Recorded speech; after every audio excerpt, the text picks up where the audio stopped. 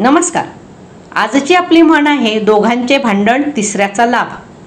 दोन व्यक्तींमध्ये भांडण झालं तर या संधीचा फायदा तिसऱ्या व्यक्तीला होऊ शकतो.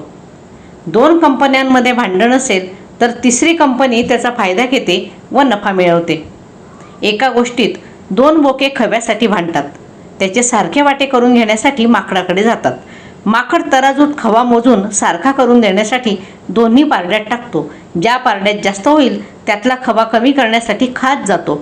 असं करत करत अर्धा जास्त खवा माकड फस्त करतो. अशा वेळी म्हणतात दोघांचं भांडण तिसऱ्याचा लाभ. या म्हणीचा अर्थ दोन व्यक्तीच्या भांडणाचा तिसऱ्या व्यक्तीने फायदा घेणे.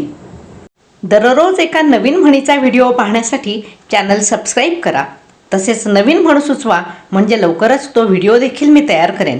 प्लेलिस्टमधून आतापर्यंतच्या म्हणींचे तसेच मराठी व्याकरणाचे व्हिडिओसुद्धा बघा, लाईक करा आणि आपल्या मित्रमैत्रिणींना अवश्य शेअर करा. धन्यवाद.